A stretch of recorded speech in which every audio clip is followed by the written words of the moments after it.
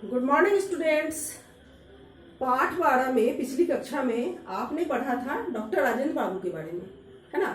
तो पहले भाग में मैंने आपको पढ़ाया था कि डॉक्टर राजेंद्र बाबू का जीवन कितना सादा था, है ना।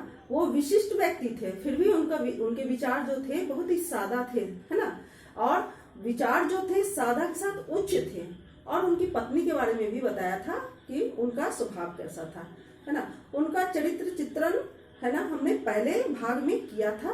तो अभी संपूर्ण पाठ को जानने के लिए, संपूर्ण पाठ पढ़ने के लिए और डॉक्टर राजेंद्र बाबू, है ना, राष्ट्रपति बनने के बाद उनके स्वभाव में, है ना, उनके चरित्र में और क्या बदलाव आए या नहीं आए, यही हम बताने के लिए आपको लेके चलते हैं अपने संपूर्ण पाठ की ओर।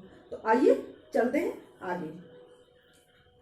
राजेंद्र बाबू ने बिहार के जमींदार परिवार की वधु और स्वतंत्र युद्ध के अपराजय सेनानी की पत्नी होने का न उन्हें कभी अहंकार हुआ और न उनमें कोई मानसिक ग्रंथि ही बनी। छात्रावास की सभी बालिकाओं तथा नौकर चाकरों का उन्हें समान रूप से ध्यान रहता था। एक दिन या कुछ घंटों ठहरने पर भी वे सबको बुला बुलाकर उनका तथा उनके परिवार का कुशल क्षेम या कुशल मंगल पूछना न भूलती थी। घर से अपनी पौत्रियों के लिए लाए मिष्ठान में यानी मिठाइयों में से प्राय सभी बट जाता था। देखने वाला यह जान ही नहीं सकता था कि वह इसकी या अय्या अर्थात दादी नहीं है। ये यहाँ पे बताया जा रहा है राजेंद्र बाबू की पत्नी के बारे में। गंगा स्नान के लिए तो मुझे उनके साथ प्रायः जाना पड़ता था। उस दिन संगम पर जितना दूध मिलता, जितने फूल दिखाई देते, सब उनकी ओर से गंगा यमुना की भेंट हो जाते। कोलाहल करते हुए पंडों की पूरी पलटन उन्हें घेर लेती, पर वे बिना विचलित हुए शांत भाव से प्रत्येक को उसका प्राप्य देती चलती थी, है ना। प्रत्येक पंडे को जो मिलना चाहिए था वो उनको देकर चलती थी। बालिकाओं के बारे में राजेंद्र बाबू का स्पष्ट निर्देश था कि वे सामान्य बालिकाओं के साथ बहुत सादगी और संयम से रहे, है ना। उनको थोड़ा भी ये एहसास नहीं होना चाहिए कि वो इतने बड़े व्यक्ति की पोतियां हैं। तो जैसे छात्रावास की और लड़कियां रहती है, वो चाहते थे कि ये भी उनके साथ उसी तरह से सादा और संयमित जीवन जिए। वे खादी के कपड़े पहनती थी जिन्हें वे स्वयं ही धो लेती थी।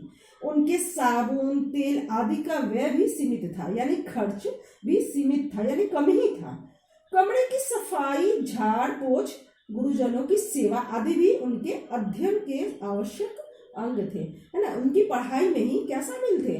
कमरे की सफाई, झाड़ पोछ और गुरुजनों की सेवा आदि। उस समय संघर्ष के सैनिकों का गंतव्य जेल ही रहती थी, है ना। संघर्ष के जो सैनिक थे यानी आज़ादी के लिए जो हमेशा लड़ते थे, आंदोलन करते थे और आगे आगे रहते थे, तो उनका जो गंतव्य है, जो यानी रहने का जो ठिकाना था, वो क्या था? वो जेल ही होता था, क्योंकि वो प्रायः ही पकड़ के जेल में डाल दिए जाते थे। अतः प्राय किसी की पत्नी, किसी की बहन, किसी की बेटी विद्यापीठ के छात्रावास में अनुपस्थित होती थी, यानी कि नहीं रहती थी।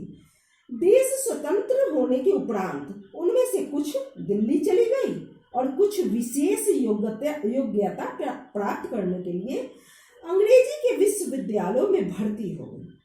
केवल राजेंद्र बाबू अपवाद रहे।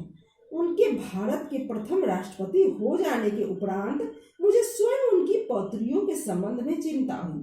ये किन्होंने कहा? ये कहना था महादेवी वर्मा का कि अब तो उनके जो दादा कहला रहे हैं वो राष्ट्रपति हो गए हैं, तो एक राष्ट्रपति की पोतियां जो है कैसे एक साधारण से छात्रावास में साधारण लड़कियों के साथ रहेगी, तो इस कारण से उनको लेखिका को चिंता हुई। लेकिन उनका स्पष्ट उत्तर मिला, महादेवी बहन, दिल्ली मेरी नहीं है, राष्ट्रपति भवन मेरा नहीं है। अहंकार से मेरी पोतियों का दिमाग खराब न हो जाए, तुम केवल इसकी चिंता करो। वे जैसे रहती आई हैं उसी प्रकार रहेगी। कर्तव्य विलास नहीं, कर्म निष्ठा है, यानी अपने कर्म के प्रति जो हमको पोस्ट मिला है ना, जो हमें पद मिला है, उसके प्रति हम निष्ठावान रहें, ईमानदार रहें, यही हमारा कर्तव्य है, न कि उस पद का हम विलास के रूप में उपयोग करें, गलत उपयोग करें। उनकी सहधर्मिणी में भी किसी प्रकार का कोई परिवर्तन नहीं हुआ, है ना, कि उनके पति राष्ट्रपति हो गए हैं तो कुछ भी अहंकार का भाव आना या स्वभाव में बदलाव आना, ऐसा कुछ भी नहीं हुआ। जब राष्ट्रपति भवन में उनके कमरे से संलग्न यानी जुड़ा हुआ रसोई घर बन गया, तब ये दिल्ली गई और अंत तक स्वयं भोजन बनाकर सामान्य भारतीय गृहिणी के समान पति, परिवार तथा परिजनों को खिलाने के उपरांत स्वयं अन्न ग्रहण करती थी, है ना। जैसे आम स्त्रियां करती है, घरेलू स्त्रियां, उसी तरह से वह स्वयं भोजन बनाती थी, पहले पति को, बच्चों को, सबको खिलाकर, है ना, सबको खिलाने के बाद ही वह स्वयं खाती थी।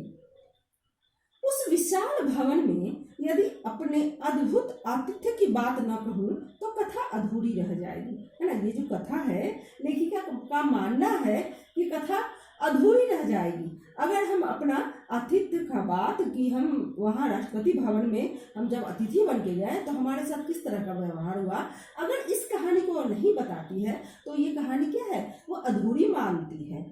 बालिकाओं की दादी ने मुझे दिल्ली आने का विशेष निमंत्रण तो दिया ही, साथ ही प्रयाग के सिरकी के बने 1 दर्जन सूप लाने का आदेश दिया। सूप जिसमें हम लोग अनाज को चुनते फटकते हैं, है ना। उन्होंने बार बार आग्रह किया कि मैं उनके लिए इतना कष्ट अवश्य उठाऊं, क्योंकि फटकने पछोड़ने के लिए सिरकी के सूप बहुत अच्छे होते हैं, पर उन्हें कोई लाने वाला ही नहीं मिलता। दिल्ली में उस समय क्या होता था, सूप जो है वो नहीं मिलते थे, इसलिए उन्होंने यहाँ से महादेवी वर्मा को सूप लाने के लिए, है ना, दिल्ली सूप लेके आने के लिए निमंत्रण दिया। प्रथम श्रेणी के डिब्बे में 12 सूपों को टांगने पर जो दृश्य उपस्थित हुआ, उससे भी विचित्र दृश्य तब प्रत्यक्ष हुआ, यानी तब सामने आया जब राष्ट्रपति भवन से आई बड़ी कार पर यह उपहार लादा गया। मतलब इस तरह का उपहार, वो भी राष्ट्रपति भवन को ले जाने के लिए इतनी बड़ी कार आई है, ये भी एक आश्चर्य की बात थी। राष्ट्रपति भवन के हर द्वार पर सलाम ठोकने वाले सिपाहियों की आंखें विस्मय से यानी आश्चर्य से खुली रह गई कि यार ये किस तरह का उपहार है। अनेकों व्यक्ति अनेकों उपहार लेके राष्ट्रपति भवन आते होंगे, लेकिन ये जो उपहार था वो तो अलग ही था। ऐसी भेंट लेकर कोई अतिथि न कभी वहां पहुंचा था न पहुंचेगा।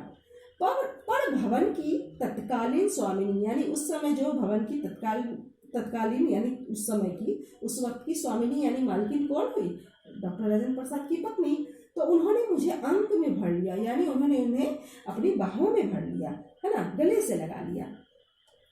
राजेंद्र बाबू तथा उनकी सहधर्मिणी सप्ताह में 1 दिन अन्न नहीं ग्रहण करते थे, है ना। सप्ताह में 1 दिन वो भोजन नहीं करते थे, भोजन तो करते थे लेकिन अन्न के रूप में नहीं, और एक ही वक्त खाते थे। संयोग से मैं उनके उपवास के दिन ही पहुंची, अतः उनकी यह जिज्ञासा स्वाभाविक थी कि मैं कैसा भोजन पसंद करूंगी। उपवास में भी आतिथेय का साथ देना उचित समझकर मैंने निरन्न भोजन की ही, है ना, इच्छा मतलब प्रकट की, है ना। उन्होंने कहा कि मैं भी निरन्न भोजन ही करूंगी। फलाहार के साथ उत्तम खाद्य पदार्थों की कल्पना स्वाभाविक रहती है।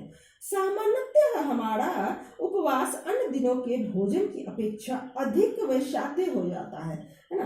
हम जब उपवास करते हैं तो तरह तरह के मेवे मिष्ठान को हम लोग जुटा लेते हैं, जो क्या हो जाता है, वैसाध्य हो जाता है, यानी वो ज्यादा खर्चीला हो जाता है, क्योंकि उस दिन हम भांति भांति के फल, मेवे, मिष्ठान आदि एकत्र कर लेते हैं। मुझे आज भी वह संध्या नहीं भूलती जब भारत के प्रथम राष्ट्रपति को मैंने सामान्य आसन पर बैठकर दिन भर के उपवास के उपरांत केवल कुछ उबले आलू खाकर पारायण करते देखा। यानी वो वही जमीन पर बैठ के, है ना, जमीन पर एक सामान्य आसन को बिछाकर उस पर बैठ के वो क्या खा रहे थे, कुछ उबले आलू खाकर पारायण कर रहे थे। यानी दिन भर के उपवास के बाद जो शाम को हम लोग कुछ भी खाते हैं उसको पारायण कहा जाता है। मुझे भी वही खाते देखकर उनकी दृष्टि में संतोष और होठों में बालकों जैसी हंसी, सरल हंसी छलक उठी, है ना। उन्होंने सोचा कि ये अतिथि होकर भी हमारा सम्मान कर रही है, इसलिए जो हम खा रहे हैं वही ये भी खा रही है। उन्हीं से ये भी मेरी तरह ही पारायण कर रही है। जीवन मूल्यों की परख करने वाली दृष्टि के कारण उन्हें देश रत्न की उपाधि मिली और मन की सरल स्वच्छता ने उन्हें अजात शत्रु बना दिया। अजात शत्रु यानी कि जो शत्रुओं से जीता हुआ है, जिसका कोई भी शत्रु नहीं है ना, हर तरह से वो, हर शत्रु से वो जीता हुआ है। एक भी जिसका शत्रु ना हो, हर कोई जिसका मित्र हो, वही अजात शत्रु होता है। तो अपने जीवन के मूल्यों को परख करने वाली दृष्टि के कारण ही ऐसा उनका होना संभव हो सका है, क्योंकि वो उनका स्वभाव जो था वो बहुत ही स्वच्छता लिए हुए था और सरलता लिए हुए था। अनेक बार प्रश्न उठता है, क्या वह साँचा टूट गया जिसमें ऐसे कठिन कोमल चरित्र ढलते हैं?